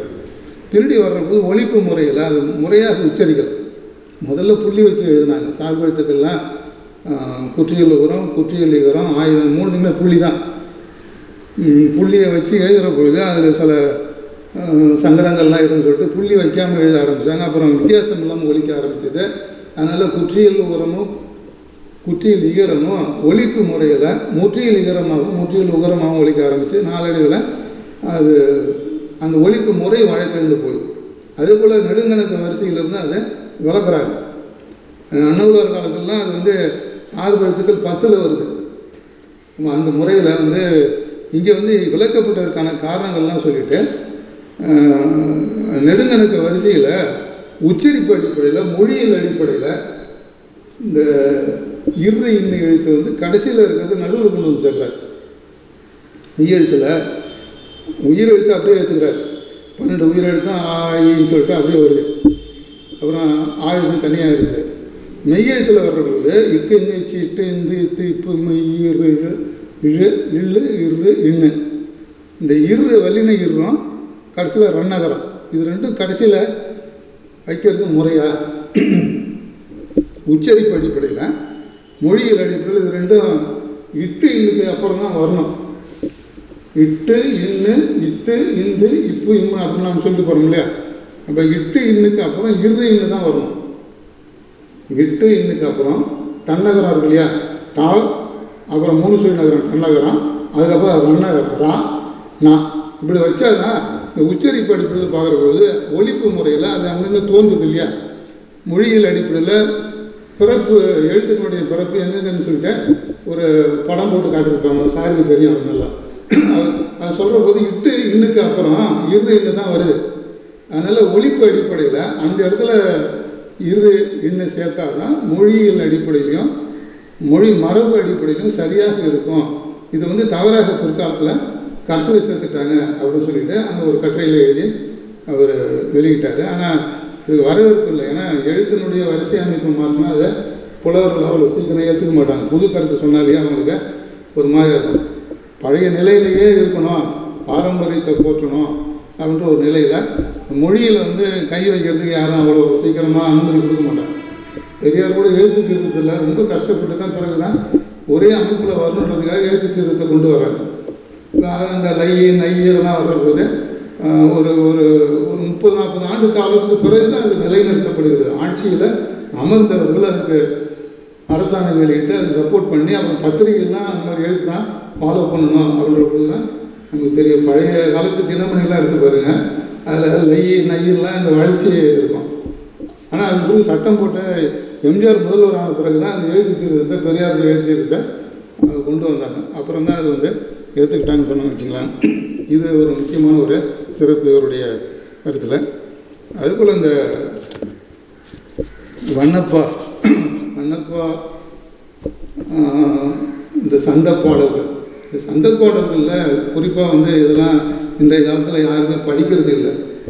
திரை இசையில் பாடல்களில் இளையராஜாவோட பாட்டில் இதெல்லாம் வரும் நிறையா. தன்னன தந்தன தந்தன தான அதெல்லாம் வரும் இல்லையா. இது எல்லாமே இந்த சந்தத்தில் வரக்கூடிய பாடல்கள். அந்த சந்தம் எவ்வாறு இருக்க வேண்டும் என்பதற்காக ஒரு 63 நூற்பாக்கள் குமார பூபதியம் வண்ணத்தியல் என்கின்ற அடிப்படையில் அவர் கொடுக்குறார்.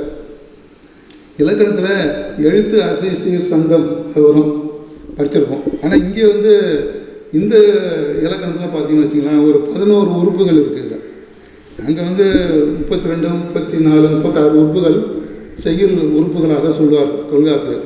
எழுத்து அசை சீர் தலை சந்தம் அதெல்லாம் வருது இல்லையா, அது எல்லாமே வந்து தொடர்ச்சியாக வரும். இங்கே எழுத்தே சந்தம் சீரே வண்ணம் தொடரே துள்ளல் குழிப்பே தொங்கல் கலையே அடியே வண்ணம் வகுப்பு.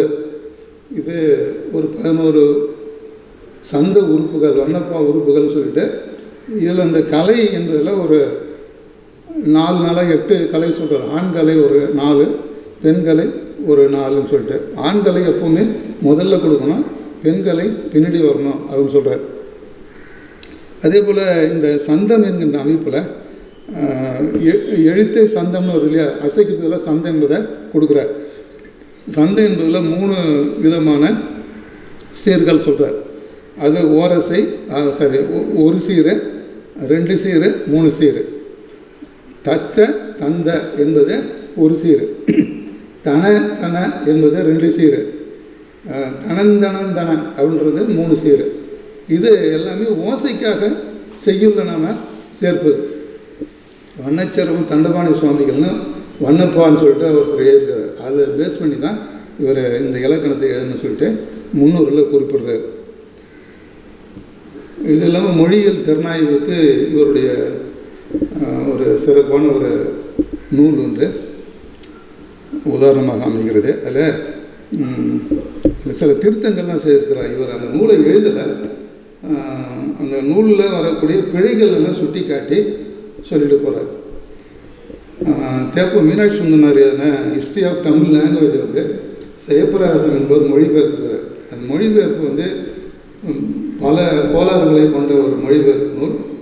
பேராசிரியர் ரவிசங்கர் கூட தெரியும், அந்த நூல்களில் நிறைய கோளாறு இருக்கிறது. அந்த பிழைகளை எல்லாம் நீக்கி ஒலிப்பு முறையில் எது சரியான உச்சரிப்பு என்கிற நிலையில் மொழிபெயர்த்து சரியாக அதை வந்து வைத்திருக்கிறார். இதுதான் வந்து பேராசிரியர் பூபதி பற்றிய ஒரு சில முக்கியமான தகவல்கள்.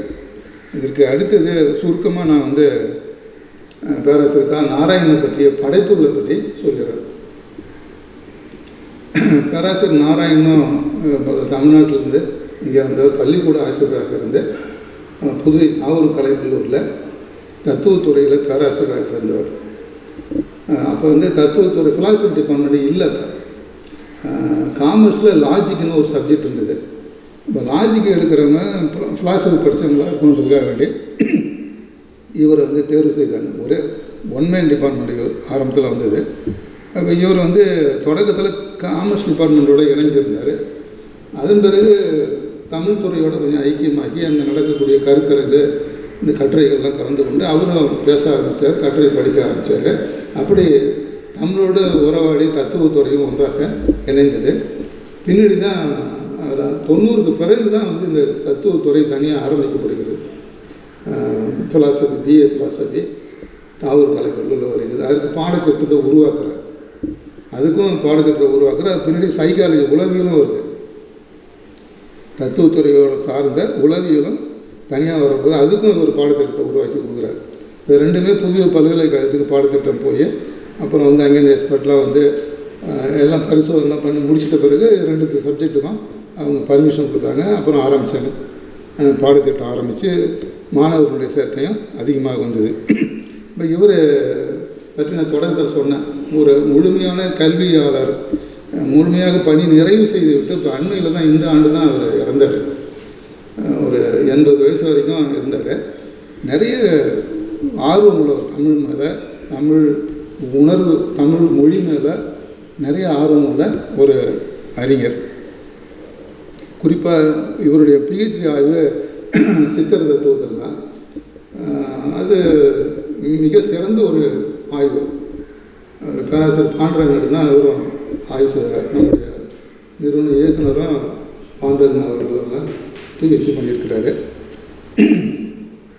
இவருடைய நூல்களை பற்றி நான் சொல்கிறேன். தமிழரின் அறிவு கோட்பாடு, சித்தர் தத்துவம், மேலை நாட்டு மெய்ப்பொருள், சமய நூல்களாக சைவ சமயம், வைணவ சமயம், சமண சமயம், பௌத்த சமயம், ஆறுகத சமயம்னு சொல்லிட்டு ஒரு 6 சமயத்தையும் சேர்த்து போட்டிருக்கிறாரு. அப்புறம் அறிவியலும் ஆன்மீகமும் அது ஒரு நூல், குறளின் ஆட்சியும் அதிகாரமும், சிந்தனை பூங்கா, சிவபிரதோஷ வழிபாடு, சைவ தோத்திர நூல் திரட்டு, அக்கேஷன் ஸ்பீச் அண்ட் ரைட்டிங்ஸ் என்கின்ற தலைப்பில் எழுதியிருக்கிறாரு. இது கொஞ்சம் தான் ஒரு 10 புத்தகம் தான் சொல்லியிருக்கிறான். அவர் 15 நூல்கள் மேலே எழுதியிருக்கிறார். அது சில நூல்கள்லாம் விடுபட்டு போச்சு. இவர் நடத்தின ஒரு பத்திரிக்கை வள்ளலாருடைய சாதா கலை. கடைசியாக ஒரு 3 ஆண்டுகள் இவர் அந்த பத்திரிகையை தொடர்ச்சியாக நடத்தியிருக்கார். மாதம் ஒரு தடவை அது வரும்.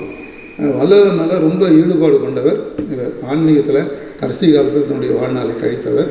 இங்கே கீழே நாகாத்தம்மன் கோயில்னு ஒன்று இருக்குது. அந்த கோயிலை இவர் தத்து எடுத்துக்கிட்டு அதுக்காக நிறைய ஆன்மீக பணிகள்லாம் செய்து கடைசியில் அந்த கோயில் வளாகத்தை ஒட்டியே அவர் வீடு அமைஞ்சதுனால சிறப்பாக அங்கேயே அப்படியே அவர் காலமானார்.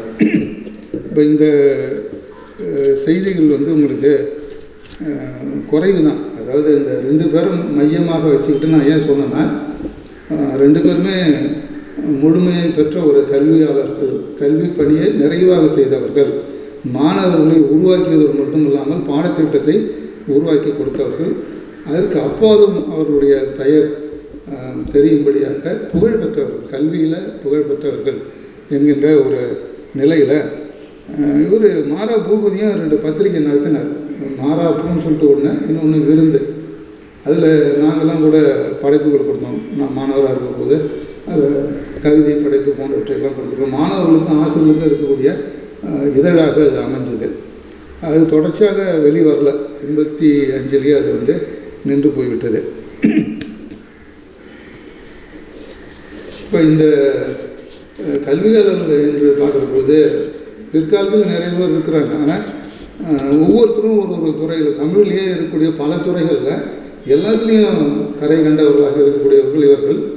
வெவ்வேறில் இப்போ நாவல் என்று எடுத்துக்கிற பொழுது அதில் மட்டுமே துறை சார்ந்தவர், அப்புறம் மொழியில்னா அதில் மட்டுமே துறை சார்ந்தவர், அவர் சிறுகதைனா அதில் மட்டுமே இருப்பவர், நாட்டுப்புறம்னா அதில் மட்டுமே இருப்பவர்கள் என்கிற நிலையில், தனிப்பட்ட நிலைகளில் நிறைய பேர் இருக்கிறாங்க. அதுபோல் வரலாறுன்னு ஒருத்தர் தனிப்பட்ட முறையில் இருக்கிறாங்க. இப்போ இது எல்லாமே சேர்ந்த நிலையில் இருக்கக்கூடியவர்கள் என்பது ரொம்ப அரிதில், ரேராக இருக்கக்கூடியவங்க தான், அரிதாக இருக்கக்கூடியவர்கள் தான்.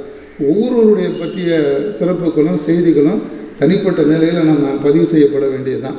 இப்போ அவர் சொன்னார், பேராசிரியர் சம்பத்தையும் சொல்லியிருக்காரு, இது தகவல் களஞ்சியம் என்கின்ற ஒரு நிலையில் அவர்களை பற்றிய குறிப்புகளும் தகவல்களும் தான் நமக்கு முக்கியமாக தேவை. அவர்களை பற்றிய ஆய்வுகள் பின்னாடி அதை ஒட்டி நிகழ்த்தப்படலாம் என்பதற்காக ஆராய்ச்சி மாணவர்களுக்கு பயன்படக்கூடிய ஒரு தொகுப்பாக இந்த நூல் இருக்கிறது. இந்த நூலை கட்டுரையாக வர்ற போது இன்னும் நான் செய்திகளை அதிகமாக அதை சேகரித்து கொடுப்பேன் என்று சொல்லி வாய்ப்பளித்த இந்த நிறுவன இயக்குனர் பேராசிரியர் சம்பத் அவர்களுக்கு எனக்கு நன்றியை சொல்லி நான் விடைபெறுகிறேன். நன்றி, வணக்கம். நான் எடுத்துக்கொண்ட தலைப்பை ஒரு வரலாற்றியல் போக்கில் தெளிவாக, குறிப்பாக இப்போது இந்த உரைக்காக மட்டும் இந்த 2 கல்வியாளர்கள் அவர் எடுத்துக்கொண்டார்கள். அது ஒரு கட்டுரையாக தரும்பொழுது ஒரு 10 பேராவது எடுத்துக்கொண்டு அதை கட்டுரையாக்கி தருவார்கள். இதில் எனக்கு எனக்கு இந்த மாரா பூபதி அதேபோல் நாராயணன் 2 பேரும் எனக்கு ரொம்ப பிடித்தமான பேராசிரியர்கள் 2 பேரும். ஏன்னாக்கா மாரா பூபதியை பொறுத்த வரைக்கும் எனக்கு செய்திகளை நடத்துகிறார் தான். அதன் பிறகு நான் எம்ஃபில் படிக்க போயிட்டு அங்கே நான் படித்து கொண்டு வரும்போது அந்த பேராசிரியரோடு எனக்கு தொடர்பு உண்டு. அப்பொழுது அவரை நான் சந்தித்து நீங்கள் என்ன தலைப்படுத்துங்கன்னு கேட்டார். நான் புது கவிதை எடுத்துட்டேன் சார். என்னங்க புது கவிதை அப்படின்னு சொன்னார். இல்லை சார், எங்கள் கைடு கொடுத்துட்டாரு, வேறு வழியே இல்லைன்னு. அப்புறமேட்டு என்னுடைய நண்பர் ராஜேந்திரன் காக்கைப்பாடினத்தை பற்றி காக்கைப்பாடினுடைய செய்யுளிகளும் தொல்காப்பியுடைய செய்யுளையும் ஒப்பிட்டு அவர் சுந்தரமூர்த்தி கிட்ட ஆய்வு செய்தார். அப்போ தான் அவர் என்கிட்ட சொன்னார், நான் ஒரு காக்கைப்பாடின மன்றம் ஒன்று வைத்திருக்கின்றேன், அதை நீங்கள் அவரை அழைத்து வர முடியுமான்னு என்று கேட்டார். அப்புறம் நான் நண்பர் ராஜேந்திரன்கிட்ட சொல்லி நான் அந்த மன்றத்தில் வடிகாவியில் நடந்தது. அப்போது தான் மதியவன் பொறுப்பாளராக இருந்தேன். அப்போ அவர் உரையை நிகழ்த்தினார். நான் அதுக்கப்புறம் எம்ஃபில் முடிச்சுட்டு 7th லெவலில் நான் ஒரு 2 ஆண்டுகள் மொழி ஆசிரியராக பணியாற்றினேன். பணியாற்றும் போது 8ஆம் வகுப்புன்னு நினைக்கிறேன். 8ஆம் வகுப்பில் பாடம் எடுத்து நல்லா முடிச்சு ஒரு விடைத்தாள்கள், மாணவனுடைய விடைத்தாள்கள் நான் திருத்தினேன். அது ஒன்று மட்டும் என்னால் மார்க்கே குறைக்க முடியவே இல்லை. முழுமையாக போட வேண்டியதாக, கையெழுத்து அழகாக இருக்கும், ஒரு பிழையும் இல்லை, செய்திகளும் இருக்கும். என்னால் அந்த தமிழ் அந்த மாதிரி ரொம்ப ஆச்சரியமாக இருந்தது. யாருன்னா இவ்வளோ கையெழுத்து தெளிவாகவும் இவ்வளோ செய்து சொல்லிட்டு அந்த பொண்ணை போட்டு கேட்டேன், என்னம்மா அவங்க யாருமா உங்கள் அப்பா அம்மா யாருன்னு? அப்போ தான் சொல்லி எங்கள் அப்பா பூபதி கலாவதி அம்மா அப்படின்னு. அப்போ தான் தெரியுது இவங்களுடைய மகள் அப்படின்னு சொல்லி. அந்த பொண்ணு வந்து அவ்வளோ அற்புதமான, நான் ரொம்ப நினச்சேன் அந்த பொண்ணு எதிர்காலத்தில் வந்து மிகப்பெரிய ஆளாக வரும்ன்றதுக்கு அதுக்கான அறிகுறி நல்லா தெரிஞ்சிருது. நான் உண்மையில் கேள்விப்பட்டேன், கொஞ்சம் மனநிலை சரியில்லாமல் போயிட்டதாக நான் வந்து அறிந்தேன். அது ரொம்ப எனக்கு வருத்தமாக இருந்தது. அது வந்து அவருடைய அந்த அந்த பின்புலம் வந்து அந்த பொண்ணுக்கிட்ட தான் இருக்கிறத நான் பார்த்துருக்கேன். அது ஒரு செய்தி. பேராசிரியத்திலே நான் குறிப்பிட்டது மாதிரி அவர்கள் அந்த பிஹெச்டி ஆய்வு செய்தாங்க இல்லையா, அந்த ஆய்வு நான் இந்த நிறுவனத்துக்கு வந்த பிறகு அந்த கவிதை கோட்பாடுகள் வந்து தொகுத்து அளித்தது தான் நான் ஈடுபட்டேன். அப்போ வந்து பேராசிரியர் கோதண்டராமன் என்ன செஞ்சார், நீங்கள் புதுக்கவிதை பண்ணியிருக்கிறீங்க, அதெல்லாம் சரிதான், ஆனால் புதுக்கவிதையை நீங்கள் பற்றி செய்வதற்கு முன்பாக மரபு கவிதை பற்றியும் மரபு இலக்கணத்தை பற்றியும் நீங்கள் தொல்காப்பியத்தை பற்றி நீங்கள் தெளிவாக அறிந்து கொள்ள வேண்டும் என்று எனக்கு கட்டளையிட்டாங்க.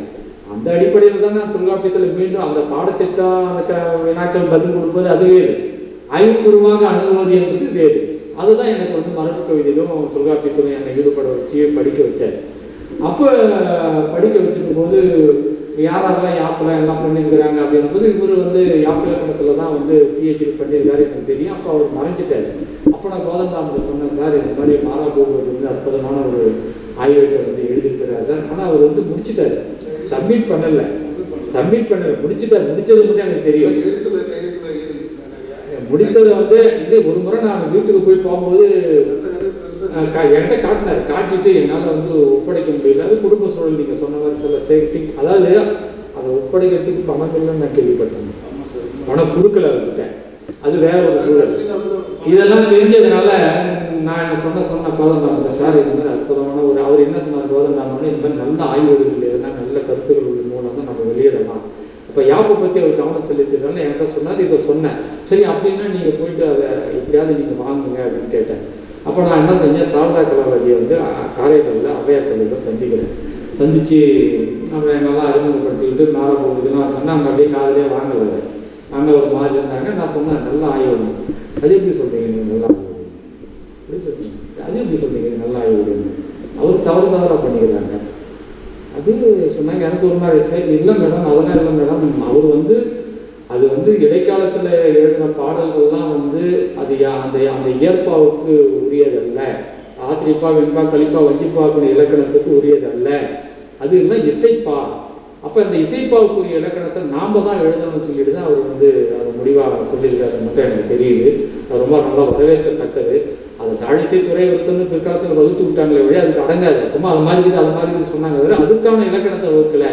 அதனால தான் உங்களுக்கு வந்து இயற்பாவை வந்து அதில் பிரிக்கிறாங்க இல்லையா, இசைப்பா சந்தப்பா வண்ணப்பா சிந்துப்பா, அது 4 வகைன்னா ஒவ்வொன்றுக்கும் ஒவ்வொரு இலக்கணம் இருக்குது அப்படின்னு சொன்னப்போ கேட்டு பார்த்துட்டேன், கொடுக்கல. அதனால் அது வந்து போச்சு, அதுக்கு எங்கே போச்சு அது என்னாச்சு தெரியல. ஆனால் நிச்சயமாக அது வந்து நூலாக வந்திருக்க வேண்டும். அது வந்து இந்த செய்தி. ரெண்டாவது நாராயணன் வந்து உள்ளம் ஒரு ஆழ்கடல், ஆய்வு ஏன் எப்படி அற்புதமான நம்ம மாணவர்களுக்கு எளிமையாக வந்து ஒரு சைக்காலஜியை வந்து புரிஞ்சுக்கிறதுக்கு அதோட சிறந்த நூல் இருக்காது. அவர் நாராயணன் எப்படி பிடிக்குன்னா, நான் வந்து அந்த 4வது குரூப்பில் படித்தப்போ எனக்கு லாஜிக் எடுத்திருக்காரு. அதில் ரொம்ப அவர் நடத்துறது ஆங்கிலத்தில் தான் நடத்துவார். இருந்தாலும் கொஞ்சம் நல்லா ரொம்ப இன்ட்ரெஸ்டிங்காக இருக்கும். அவரை நான் பல முறை தேங்காய் தட்டுக்கு 4 முறை அழைச்சிட்டு போயிருக்கேன். அவர் பட்டிமன்ற நடுவராக இருந்து நல்லா அற்புதமான ஒரு தீர்ப்பு சொல்லுவார். 4 முறை எங்கள் ஊருக்கு வந்து வந்திருக்கார். அப்புறம் தொடர்ந்து அவரோட இருந்து அப்புறம் எங்கள் நிறுவனத்தில் நான் அழைச்சி மாணவர்கள்லாம் வந்து இந்த ஆய்வு குறிப்பாக கருதுகோள் ஹைப்போதிசிஸ் அற்புதமாக அப்சர்வேஷனை பற்றி அருமையாக சொல்லுவார். எது ஏன் எப்படி அந்த நூல் போட்டுருக்காரு. அதனால ஒரு வாரம் வந்து எங்கள் ஆய்வு மாணவர்கள் வந்து வகுப்பு எடுத்திருக்காரு. அதனால் அவருடைய அந்த அணுகுமுறை அவருடைய அடிப்படை தமிழ் சிந்தனை மரபை வந்து உருவாக்கணும். ரொம்ப மிக மிக முக்கியமானது. தமிழ் சிந்தனை மரபு சிதறலாக கிடையாது. சித்தர்கள்லேருந்து திருக்குறள்லேருந்து நிறைய இருக்குது.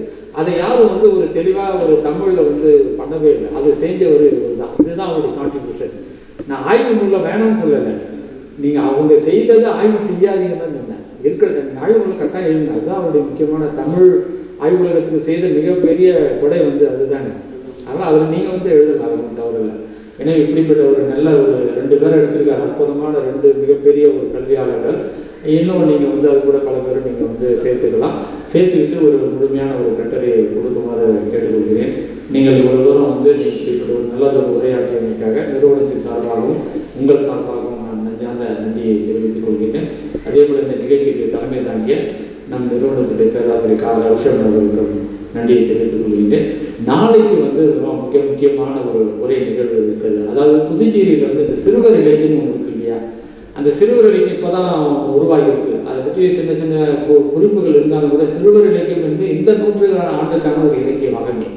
அந்த இலக்கிய வகைமையில் வந்து ஏற்கனவே பாடலை பற்றி ஒருத்தர் பேசிட்டு போயிட்டார். சிறுவர் இலக்கிய வகைமையிலே பாடல், கதை, நாடகம், கட்டுரை அப்படி 4 வகையாக பிரிச்சிருக்கிறேன். அது ஒவ்வொருத்தரும் ஒன்று கொடுத்துருக்கிறேன். ஏற்கனவே பாடலை பற்றி ஒருத்தர் முழுமையாக பேசி முடித்து மிக தெளிவாக ரகுராமன் நாச்சப்பாக்கிட்ட சொன்னார். அவர் அழகாக ரொம்ப அற்புதமாக அந்த சிறுவர் பாடல் வந்து நம்ம புதுச்சேரியில் எப்படிலாம் தொடங்கிச்சு, பாரதியார்லேருந்து அவர் எடுத்தார், பாப்பா பாட்டிலேருந்து எடுத்து அப்படியே ஒரு வரலாற்று ரீதியாக இன்னை வரைக்கும் வந்து அழகாக அதை சொல்லி கொடுத்துட்டாரு. நாளைக்கு வந்து புதுச்சேரியில் சிறுவர் இலக்கிய கதைகள், இந்த கதைகள் மிக முக்கியமாக ஜோதி வந்து நிறைய எழுதியிருக்காரு. ஆமாம் எழுதியிருக்காரு. எனவே அதெல்லாம் வந்து அந்த கதைகளை பற்றி சிறுவர் இலக்கிய கதைகள் பொதுவாக நம்ம தமிழ் இலக்கியத்துக்கு உண்டு. ஆனால் சிறுவர்களுக்கான கதைகள் அறிவுக்கு கதையாக இருக்கலாம், கற்பனை விளக்கக்கூடிய கதையாக இருக்கலாம், புதிர் கதையாக இருக்கலாம், எது வேணுமான இருக்கலாம். அந்த கதைகளை பற்றி பாரதி மன்னர் சிவா அவர்கள் வந்து நாளைக்கு உரையாடிருக்கிறார்கள். இந்த நாளை நடைபெறுகின்ற நிகழ்வுக்கு நீங்கள் அனைவரும் வந்து ஒத்துழைப்பு நல்குமாறு கேட்டுக்கொண்டு இந்த நிகழ்வை இதை நிறைவு செய்கிறேன். நன்றி, வணக்கம்.